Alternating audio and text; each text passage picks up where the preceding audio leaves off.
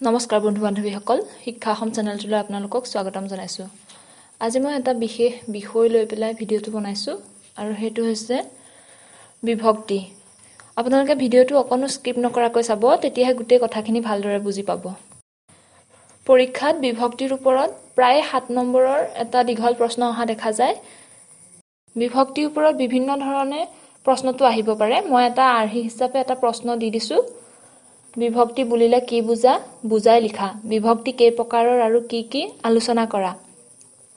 পৰীক্ষাত প্ৰশ্নটো বেলেগকেও আহিব পাৰে আৰু প্ৰশ্নটোৱে যিটো বিচাৰে আপোনালোকে উত্তৰটো তেনেদৰে লিখিবলৈ চেষ্টা কৰিব। এতিয়া আমি জানিব লাগিব বিভক্তি কাক বোলে। সাধাৰণতে যদি আমি এক কথাত ক'বলৈ যাওঁ, পদ সাধনৰ সৰ্গই হৈছে বিভক্তি। অৰ্থাৎ যিবোৰ সৰ্গ যুক্ত হ'লে শব্দৰ ৰূপৰ পৰিৱৰ্তন ঘটে সেই সৰ্গবিলাকেই হৈছে বিভক্তি। নতুবা আমি এনেদৰেও ক'ব পাৰোঁ, নতুন অৰ্থবহ শব্দৰ সাধন কৰিব পৰা সৰ্গ, প্ৰত্যয় আৰু শব্দৰ ৰূপৰ সলনি ঘটাব পৰা সৰ্গক বিভক্তি বোলা হয়। অসমীয়া ভাষাত বিভক্তি 2 প্ৰকাৰৰ আৰু সেইকেইটা হৈছে ক্ৰিয়া বিভক্তি বা ধাতুৰ ৰূপৰ পুৰুষবাচক বিভক্তি আৰু নাম বিভক্তি। মই আজি এই ভিডিঅ'টোত ক্ৰিয়া বিভক্তি বা ধাতুৰ ৰূপৰ পুৰুষবাচক বিভক্তিৰ ওপৰতহে আলোচনা কৰিম। কেতিয়াবা পৰীক্ষাত পোনপটীয়াকৈ বিভক্তি কাক বোলে তেনেদৰে প্ৰশ্নটো নাহি ক্ৰিয়া বিভক্তি বা ধাতুৰ ৰূপৰ পুৰুষবাচক বিভক্তি কাক বোলে বা নাম বিভক্তিৰ ওপৰতো প্ৰশ্ন অহা দেখা যায়। তেতিয়া আপোনালোকে প্ৰশ্নটো চাই পেলাই উত্তৰটো লিখিব। ক্ৰিয়া বিভক্তিৰ ওপৰত আহিব পৰা এটা প্ৰশ্ন মই আৰ্হি হিচাপে দিছোঁ। ক্ৰিয়া বিভক্তি বা ধাতুৰ ৰূপৰ পুৰুষবাচক বিভক্তি বুলিলে কি বুজা, উদাহৰণসহ বুজাই লিখা। ক্ৰিয়া বিভক্তি বা পুৰুষবাচক বিভক্তি ধাতুৰ ৰূপৰ পুৰুষবাচক বিভক্তি বুলিলে আমি পুৰুষ অনুযায়ী ধাতুৰ পিছত যোগ হোৱা বিভক্তিবোৰেই ক্ৰিয়া বিভক্তি বা ধাতুৰ ৰূপৰ পুৰুষবাচক বিভক্তি বুলি বুজি পাওঁ। অসমীয়া ভাষাত ক্ৰিয়া বিভক্তি মূলতে 24টা। স্বৰান্ত আৰু ব্যঞ্জনান্ত ধাতুভেদে পুৰুষ অনুযায়ী আৰু ক্ৰিয়াৰ কাল অনুযায়ী এইসমূহৰ প্ৰায়োগিক ক্ষেত্ৰত কেতিয়াবা সালসলনি হৈও প্ৰয়োগ হোৱা পৰিলক্ষিত হয়। এতিয়া আমি এখন তালিকাৰ সহায়ত পুৰুষভেদে আৰু ক্ৰিয়াৰ কালভেদে প্ৰয়োগ হোৱা ক্ৰিয়া বিভক্তিসমূহৰ বিষয়ে বুজিবলৈ চেষ্টা কৰিম। এতিয়া আপোনালোকে তালিকাখনৰ প্ৰথম কলমটোত দেখা পাইছে ক্ৰিয়াৰ কাল আৰু তাত আছে নিত্য বৰ্তমান, স্বৰূপ বৰ্তমান, স্বৰূপভূত, অপূৰ্ণভূত, সম্ভাৱ্যভূত আৰু ভৱিষ্যৎ কাল। এতিয়া আমি জানিব লাগিব নিত্য বৰ্তমান কাল বুলিলে মানে কোনটো সময়ক আমি বুজি পাওঁ। এতিয়া নিত্য বৰ্তমান কাল মানে হৈছে নিয়ম, অভ্যাস বা চলিত বৰ্তমান আদি বুজোৱা সময়খিনিকে নিত্য বৰ্তমান কাল বুলি কোৱা হয়। ঠিক তেনেদৰে স্বৰূপ বৰ্তমান বুলি ক'লে আমি বুজিম যি ক্ৰিয়াৰ কাম শেষ হৈছে বা সম্পূৰ্ণ হৈছে, কিন্তু তাৰ ফল বা তাৰ প্ৰভাৱ এতিয়াও আছে নাইবা কামটো চলি আছে, এনে ভাৱ প্ৰকাশক ক্ৰিয়াৰ কালকে স্বৰূপ বৰ্তমান কাল বোলে। তাৰপিছত আছে স্বৰূপভূত। স্বৰূপভূত কাল হৈছে যি ক্ৰিয়াৰ কাৰ্য আগতে শেষ হৈ গৈছে, তেনে ক্ৰিয়াৰ কালকে স্বৰূপভূত কাল বোলে। তাৰপিছত আছে অপূৰ্ণভূত। অপূৰ্ণভূত মানে হৈছে যি ক্ৰিয়াৰ কাৰ্য অতীতত হৈ যোৱা কোনো এটা কাৰ্যৰ আগৰ কালত হোৱা বুজায়, তেনে ক্ৰিয়াৰ কালক অপূৰ্ণভূত কাল বোলে।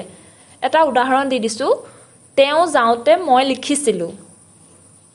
আৰু এটা হৈছে মোৰ আগতে সি গা ধুইছিল। এনেধৰণৰ উদাহৰণবিলাক হৈছে অপূৰ্ণভূত কালৰ। তাৰপিছত আছে সম্ভাৱ্যভূত। সম্ভাৱ্যভূত কাল মানে হৈছে অতীতত কোনো এটা কাৰ্য হোৱাৰ সম্ভাৱনা আছিল, কিন্তু কাৰ্য নোহোৱাকৈয়ে শেষ হৈ গ'ল, তেনে ক্ৰিয়াৰ কালকে সম্ভাৱ্যভূত কাল বোলে। আৰু একেবাৰে শেষত আছে ভৱিষ্যৎ কাল। দ্বিতীয় কলমটোত আছে প্ৰথম পুৰুষ। এতিয়া প্ৰথম পুৰুষত একবচনৰ ক্ষেত্ৰত মই হয় আৰু বহুবচনৰ ক্ষেত্ৰত আমি হয়। তৃতীয় কলমত আছে দ্বিতীয় পুৰুষ। দ্বিতীয় পুৰুষৰ ক্ষেত্ৰত তুঃসাৰ্থত একবচনত তই হয় আৰু বহুবচনত তহঁত হয়, আৰু মান্যাৰ্থত একবচনত তুমি হ'ব আৰু বহুবচনত হ'ব তোমালোক, আৰু অধিক মান্যাৰ্থত একবচনত হ'ব আপুনি আৰু বহুবচনত হ'ব আপোনালোক। আৰু চতুৰ্থ কলমটোত আছে তৃতীয় পুৰুষ। তৃতীয় পুৰুষৰ তুঃসাৰ্থত একবচনত সি বা তাই হয় আৰু বহুবচনত সিহঁত হয়। তাৰপিছত মান্যাৰ্থত একবচনত হ'ব তেওঁ আৰু বহুবচনত হ'ব তেওঁলোক, আৰু অধিক মান্যাৰ্থত একবচনত হ'ব তেখেত আৰু বহুবচনত হ'ব তেখেতসকল। তালিকাখন যাতে সোনকালে মনত থাকে তাৰ বাবে আমি এটা সহজ উপায়েৰে তালিকাখন শিকিবলৈ চেষ্টা কৰিম। এতিয়া মই খা ধাতুটোক উদাহৰণ হিচাপে লৈছোঁ। এতিয়া নিত্য বৰ্তমানত প্ৰথম পুৰুষত মই বা আমি খাওঁ। এতিয়া খা ধাতুটোৰ লগত উ বিভক্তিটো লগ লাগি তাৰ ৰূপৰ পৰিৱৰ্তন কৰিছে। দ্বিতীয় পুৰুষত তই বা তহঁতে খাৱ। ইয়াত খা ধাতুৰ লগত অ বা ৱাব্য যোগ হৈ তাৰ ৰূপৰ পৰিৱৰ্তন কৰিছে। ঠিক তেনেদৰে মান্যাৰ্থত তুমি বা তোমালোকে খোৱা। ইয়াত আ আৰু ৱাব্য যোগ হৈ ঠিক তেনেদৰে অধিক মান্যাৰ্থত আপুনি বা আপোনালোকে খায়। ইয়াত এ বা অন্ত্যেষ্টয় যোগ হৈ তাৰ ৰূপৰ পৰিৱৰ্তন ঘটাইছে। তাৰ পাছত তৃতীয় পুৰুষত আমি তেনেদৰে চাবলৈ গ'লে তুঃস্বাৰ্থত সি খায়, তাই খায় বা সিহঁতে খায়। ইয়াত এ বা অন্ত্যেষ্টয় যোগ হৈ তাৰ ৰূপৰ পৰিৱৰ্তন কৰিছে। তেনেদৰে মান্যাৰ্থত চাবলৈ গ'লে তেওঁলোকে খায় বা তেওঁ খায়। তাতো এ বা অন্ত্যেষ্টয় যোগ হৈছে আৰু অধিক মান্যাৰ্থটো তেখেতসকলে খায় বা তেখেতে খায়।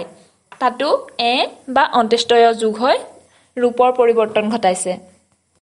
এতিয়া যদি আমি ক্ৰিয়া বিভক্তিৰ সংজ্ঞাটো আকৌ চাবলৈ যাওঁ তেতিয়াহ'লে পুৰুষ অনুযায়ী ধাতুৰ পিছত যোগ হোৱা বিভক্তিবোৰেই হৈছে ক্ৰিয়া বিভক্তি। এতিয়া যদি আমি তালিকাখনত চাবলৈ যাওঁ তেতিয়াহ'লে খা ধাতুৰ পিছত উ, অ, ৱাব্য, আ, ৱ, এ, অন্ত্যেষ্টয় এইবোৰ বিভক্তি যোগ হৈ খা ধাতুটোৰ ৰূপৰ পৰিৱৰ্তন কৰিছে। গতিকে এই বিভক্তিবোৰ হৈছে ক্ৰিয়া বিভক্তি। তেনেদৰে স্বৰূপ বৰ্তমানত হ'ব মই খাইছোঁ, তই খাইছ, তুমি খাইছা, আপুনি খাইছে। তৃতীয় পুৰুষত হ'ব সি খাইছে, তেওঁ খাইছে, তেখেতে খাইছে। আমি দেখিলোঁ স্বৰূপ বৰ্তমানত ইছু, ইছ, ইছা, ইছে এই বিভক্তিবোৰ লগ হৈ খা ধাতুৰ ৰূপৰ পৰিৱৰ্তন ঘটাইছে। গতিকে স্বৰূপ বৰ্তমানত যোগ হোৱা ক্ৰিয়া বিভক্তিখিনি হৈছে এইখিনি ইছু, ইছা, ইছ, ইছে এইবোৰ। তাৰপিছত আছে স্বৰূপভূত। স্বৰূপভূতত হ'ব মই খালোঁ, তই খালি, তুমি খালা, আপুনি খালে। আৰু তৃতীয় পুৰুষত হ'ব সি খালে, তেওঁ খালে, তেখেতসকলে খালে। অপূৰ্ণভূতত হ'ব মই খাইছিলোঁ, দ্বিতীয় পুৰুষত হ'ব তই খাইছিলি, তুমি খাইছিলা, আপুনি খাইছিল। আৰু তৃতীয় পুৰুষত হ'ব সি খাইছিল, তেওঁ খাইছিল, তেখেতে খাইছিল। সম্ভাৱ্য ভূতৰ ক্ষেত্ৰত হ'ব মই খালোহেঁতেন, দ্বিতীয় পুৰুষত হ'ব তই খালিহেঁতেন, তুমি খালাহেঁতেন, আপুনি খালেহেঁতেন। আৰু তৃতীয় পুৰুষত হ'ব সি খালেহেঁতেন, তেওঁ খালেহেঁতেন আৰু তেখেতে খালেহেঁতেন।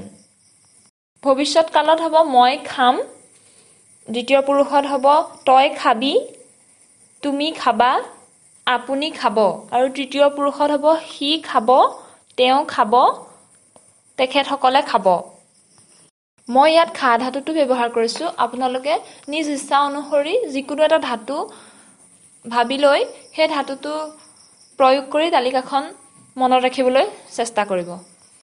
এইবোৰৰ উপৰিও অসমীয়া ভাষাত অনুজ্ঞাভাৱত আদেশ, অনুৰোধ, অনুমতি, আশীৰ্বাদ, ইচ্ছা আদি দ্বিতীয় আৰু তৃতীয় পুৰুষত কিছুমান বিভক্তি যোগ হয়। এইবোৰ অনুজ্ঞা বিভক্তি।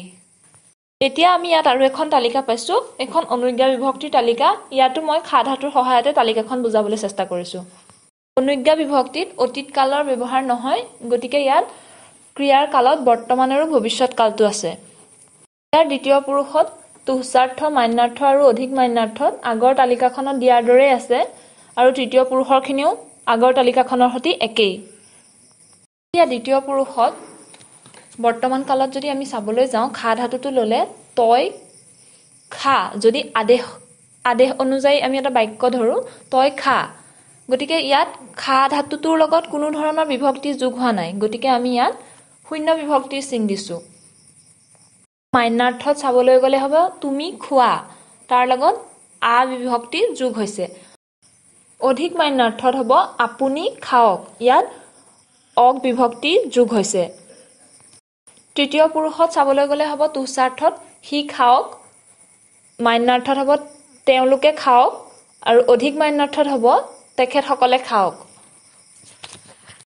ঠিক তেনেদৰে ভৱিষ্যৎ কালত দ্বিতীয় পুৰুষত তুসাৰ্থত হ'ব তই খাবি মান্যাৰ্থত হ'ব তুমি খাবা আৰু অধিক মান্যাৰ্থত হ'ব আপুনি খাব আৰু তৃতীয় পুৰুষৰ ক্ষেত্ৰতো হ'ব তুসাৰ্থত হি খাব মান্যাৰ্থত হ'ব তেওঁ খাব আৰু অধিক মান্যাৰ্থত হ'ব তেখেতে খাব বন্ধু বান্ধৱীসকল ক্ৰিয়া বিভক্তিৰ ওপৰত মই যেটো প্ৰশ্ন দিছো যদি পৰীক্ষাত তেনে ধৰণে প্ৰশ্ন আহে তেতিয়াহলে আপোনালোকে মই দিয়া তালিকা দুইখন বনাব তেতিয়াহে আপোনালোকে সম্পূৰ্ণ নম্বৰ পাবলৈ সক্ষম হ'ব বন্ধু বান্ধৱীসকল ক্ৰিয়া বিভক্তিৰ ওপৰত এখিনি আছিল জানিবলগীয়া আৰু নাম বিভক্তিৰ ওপৰত মই পিছত এটা ভিডিঅ' বনাম গতিকে আজিৰ ভিডিঅ'টোত ইমানেই ধন্যবাদ